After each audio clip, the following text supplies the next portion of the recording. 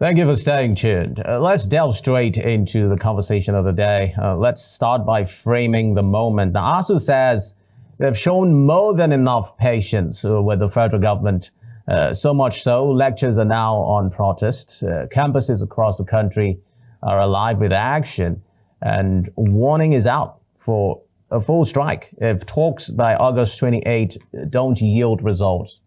But here in the Niger Delta, the stakes are even deeper. Vendors lose income.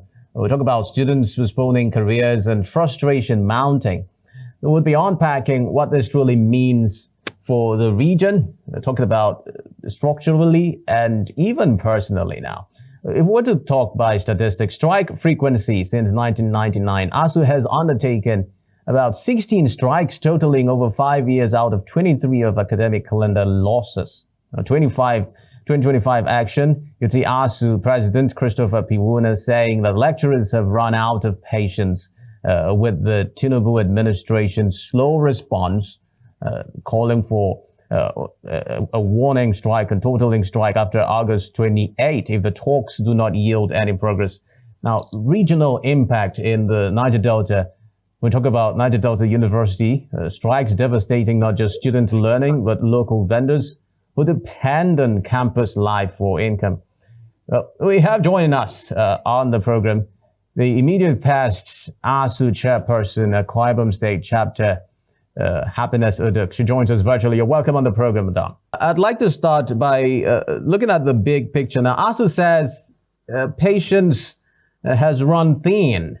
You know, after a series of emotional negotiations with the federal government regarding its demands. And of course, when we mirror that side by side with how this is affecting students in different tertiary institutions across the country, begs the question, how far, how much more of these protests and strikes would be enough for the needed change to be seen in the tertiary institutions across the country? Well, this brings us perspectives regarding how the pulse is currently in the Niger Delta region, which is, of course, paramount concern. All right. Ours is not, I don't think that it's a place to answer the question how many protests we're going to engage ourselves in, or how many strike actions that we're going to call it out.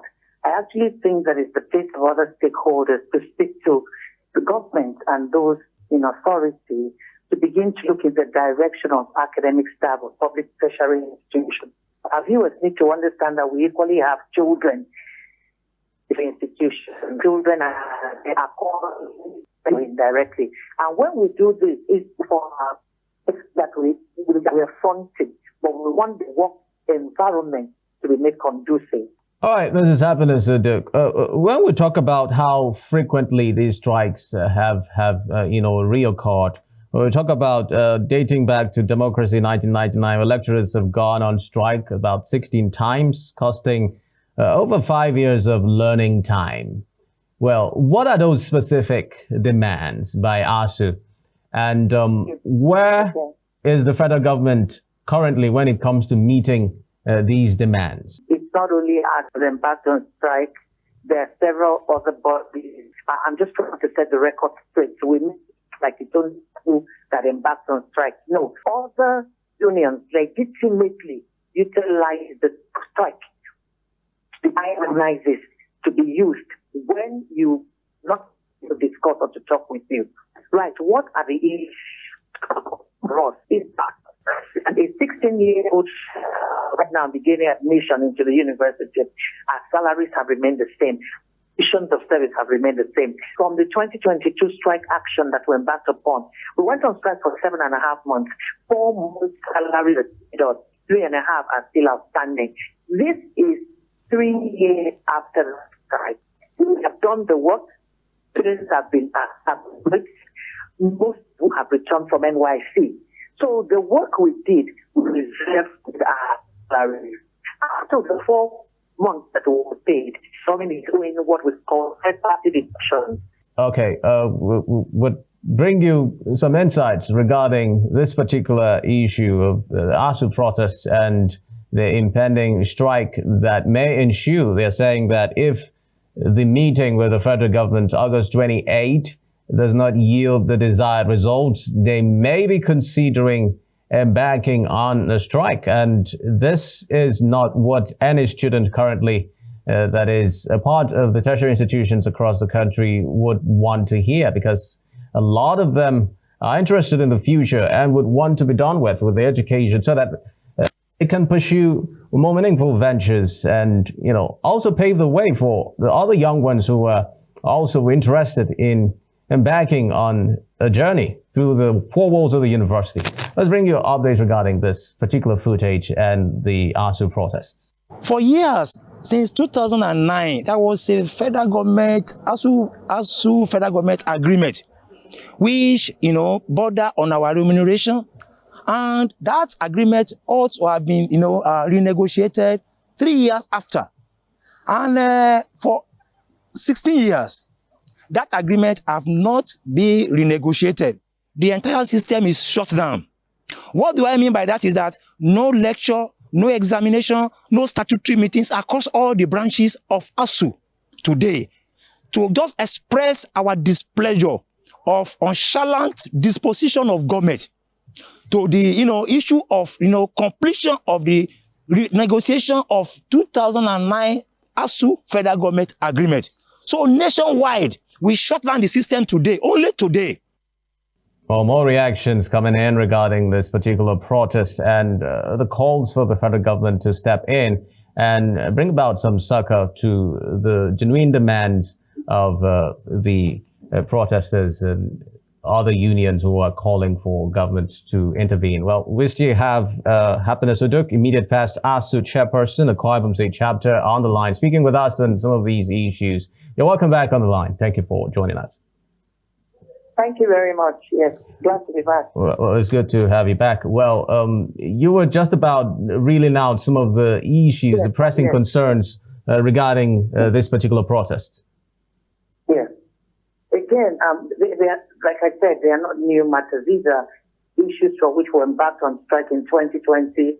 We embarked on the next strike in 2022. I was trying to say that components of our salaries that were deducted and taken out, government has not remitted them through the IPPIS, including loans that we had completed payments, our members have completed payments, third-party deductions that should go to our multi-cooperative societies have not been remitted. For 2 years, 2 good years, seems like someone just dumped this money somewhere and is yielding interest for the person, because there's nobody who's saying anything to us in that regard. Again, some persons have been promoted for several years without promotion arrears.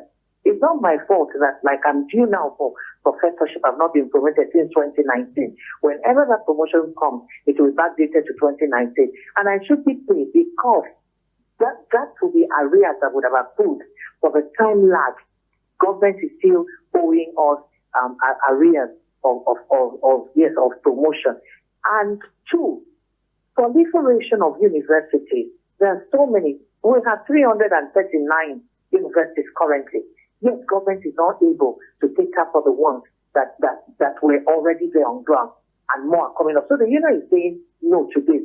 And we are again saying that the NUC Act needs to be looked at, because several things in the Act are not, in tandem with current reality.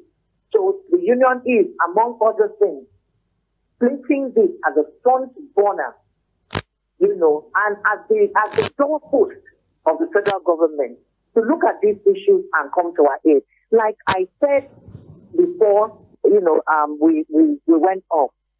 The most critical for us is to renegotiate our agreement, because within that agreement is a condition of service, which has to do with remuneration, allowances, how to run the university, funds to run the university, etc. We are asking that the government gives the revitalization fund that is left. Last time we said government was paying 1.1 trillion, and some person said, what huge amount? And we gave the explanation. The explanation, don't get tired of giving it, is that in 2015, state of emergency was declared on tertiary education. Stakeholders were called, and then we looked at several things. Government said it would put in 220 billion per year for 5 years. It only did 120 billion the first year. After that, ASUU has to go on strike for government to release the fund. What do we mean by this revitalization fund? This fund is the money that should be used for infrastructure, including laboratories, libraries, equip the laboratories and the libraries, offices for staff, classrooms for students, hostels, etc. And with this, sometimes people ignorantly say ASUU is going on strike for its pocket. We are not necessarily going on strike for our pocket, even though remuneration is part of why you would embark on strike. Because, come to think of it, some months back, the president himself went to the National Assembly to request that the remuneration of judicial officers be increased. It came through without them going on strike. And again, we're hearing that they are, trying to increase allowances of political office holders. Yet those who are crying out in the rain, in the sun, requesting that their condition of service that's spanning 16 years now should be looked at. Nobody is looking in a direction. Isn't that injustice? For us, it's injustice, and government is being intentional about it. So that's why the protest of yesterday all over the situation, to draw attention of stakeholders, parents, students, traditional rulers, political office holders, to the fact that ASUU is crying. Very soon we'll down tools, and when we do, we will not mind being blackmailed as always. That was strike mongers. All right, Mrs. Uduk. Well, the protest held yesterday, and even though the effects are still being felt, we understand that there is a meeting that is supposed to be held on the 28th. That is tomorrow? That's tomorrow. Yes. So I'd like you to bring us up to speed with some of the issues that you'll be bringing to the fore in that meeting. And let's say the desired outcome is reached. Do you think that would there still need to continue with this protest, or let's say you have a promise? Would that be enough, to ensure that you hold on whatever plans you have regarding strike? Yes, there's nothing wrong in having a promise, but when someone has made promises over time and has not made good his or her promise, you will not have faith in that person anymore. Government has made a lot of promises to us and, has not made good her word in ensuring that, it fulfills the promise. But again, we would take them by their word if they make promises and provide, a timeline, a workable timeline. Tomorrow's meeting, we're not part of tomorrow's meeting. They are the ones who are going to hold the meeting tomorrow. The committees that were set up will meet tomorrow, including those from the Ministry of Education, Labor, the Income, Wages, and Salaries Commission, etc. So we're waiting for the outcome of the meeting tomorrow. If the outcome of that meeting tomorrow is not positive, then we will meet and further appraise the protest we had yesterday. And then again, more action will come. All right. You may not be able to tell us out here what actions will be taken, but we will tell Nigerians and promise them that the steam that gathered yesterday will keep gathering momentum. It won't go down, but will continue to gather momentum. Until the tree is down, the axe will not be at ease. All right, Mrs. Uduk, let's talk a little bit about this issue of IPIS UTAS, which has been at the front burner for a while now. The university is arguing that it somewhat undermines the issue of autonomy for the university. Now, could you just bring us up to speed with where you are right now with the IPIS UTAS situation? Well, where we are with UTAS, government is silent over that. UTAS, by our last check, when it was tested by NITDA, UTAS passed the test with 99.7%. Anybody who scores 99.7% is not just an A person, but is an A plus person. Yet government has refused to own the document. That is the same government that challenged us to come up with some homegrown template to pay salary. We did that. We told them first 6 months, but ASUU was done with that template called University Transparency and Accountability Solution to replace IPPIS. IPPIS was fraught with inconsistencies. There was no synergy between the personnel and the payroll. So we kept having issues, with IPPIS. And then we said, why don't we look for some, and mark you, IPPIS is a Bretton Woods policy.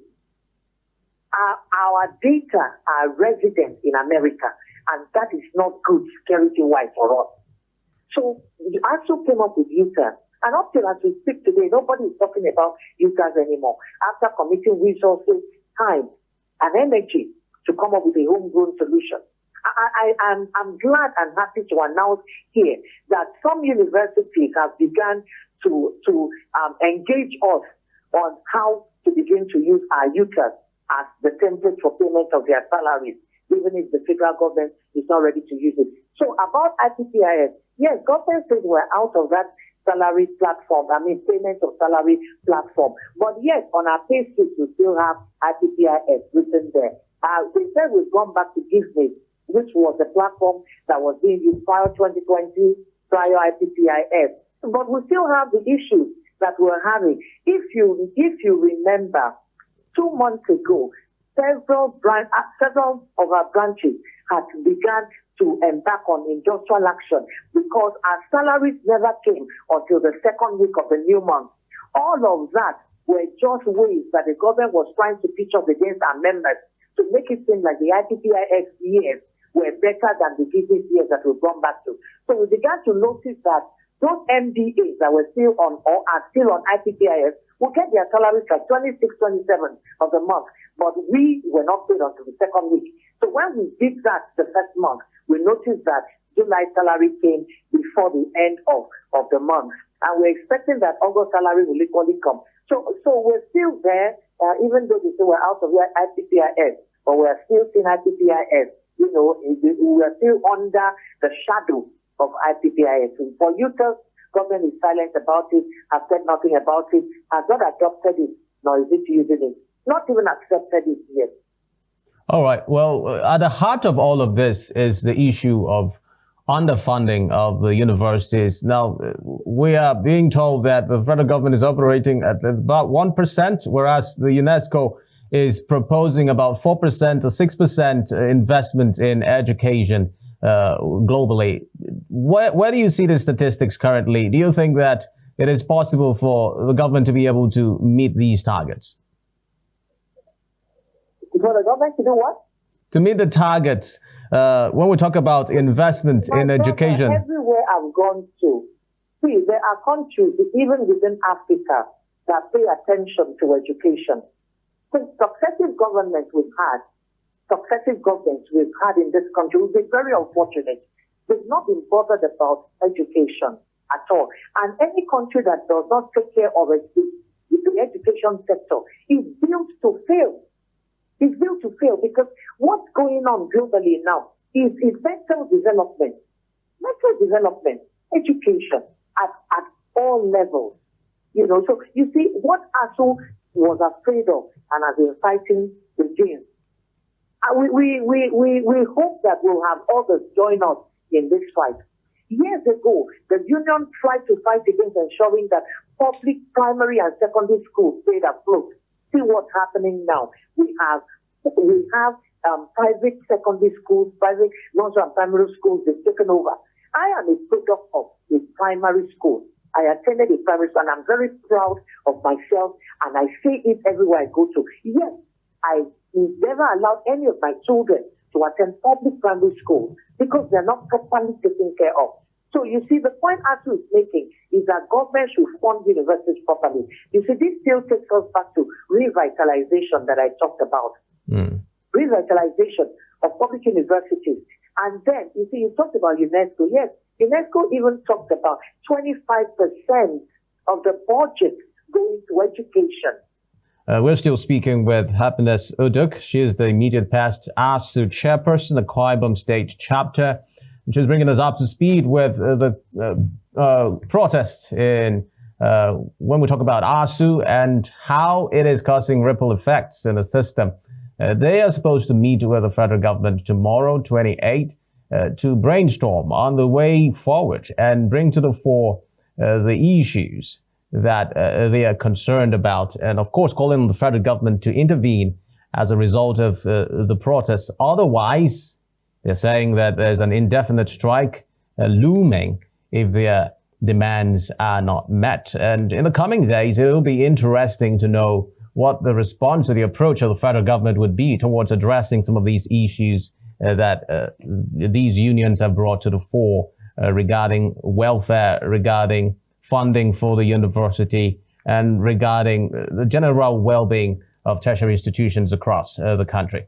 This is where we draw the curtains in Niger Delta today. Thank you very much for sticking with us and for following us up until this moment. But remember that you can follow all our activities on all our social media platforms, of which you can find on our website, adbntv.com. My name is Xavier Robert, wishing you a terrific afternoon. Bye.